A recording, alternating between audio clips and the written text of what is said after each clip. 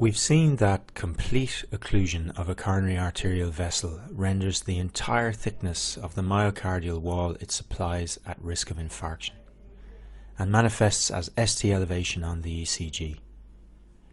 In the absence of treatment, the process may progress to complete transmural infarction of the area involved, with development of pathological Q waves. In contrast, partial occlusion of a coronary arterial vessel results in an incomplete reduction of arterial supply to a region of myocardium. Ischemia in the area supplied by the partially occluded vessel, illustrated here in the lateral wall of the left ventricle, is primarily targeted on the subendocardial aspect of the affected region. In the great majority of these cases, this does not result in ST segment elevation on the ECG.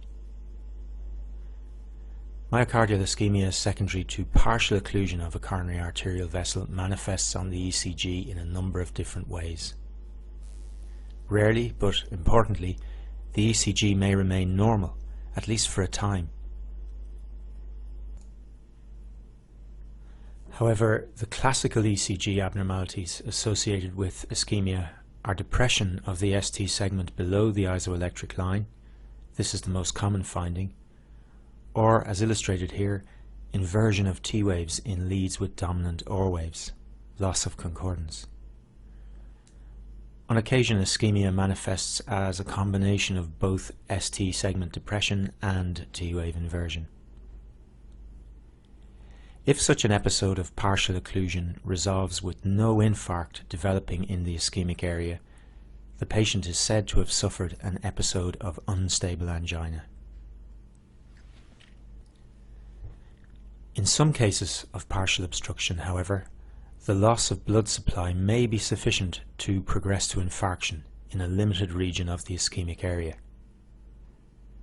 The susceptibility of the ventricular wall to this type of partial thickness infarction is not uniform. Again, the subendocardial region seems to be the most precarious in terms of blood supply. The ECG changes associated with infarction in this situation are identical to those of pure ischemia, with depression of the ST segment, T-wave inversion, or both. Unlike infarction secondary to complete vessel occlusion, ST elevation is not observed on the ECG. Also, as much of the myocardial wall under the lead remains viable and actively depolarizing, no window is created into the left ventricular cavity, so pathological Q waves do not develop. This is a non-ST elevation MI.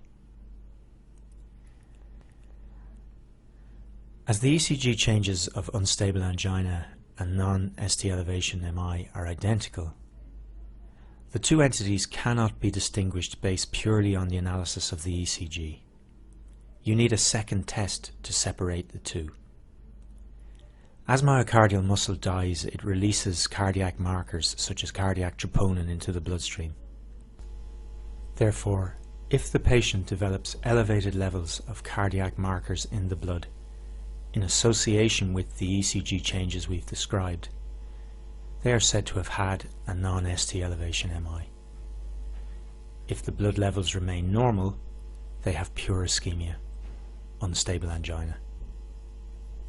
Unstable angina and non-ST elevation MI are grouped together under the general term non-ST elevation acute coronary syndromes.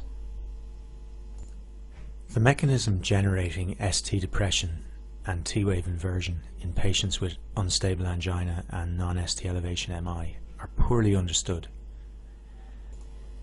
They may relate to abnormal electrical events at the margins between ischemic and adjacent normal regions of myocardium. Perhaps for this reason, and in marked contrast to ST elevation MI, the distribution of the ECG changes among the leads correlates poorly with the vessel obstructed.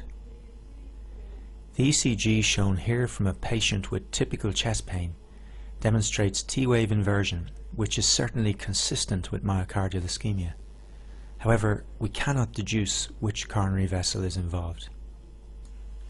So, We've seen that in ST elevation MI, untreated complete arterial occlusion may progress to infarction of the full thickness of the affected myocardial wall.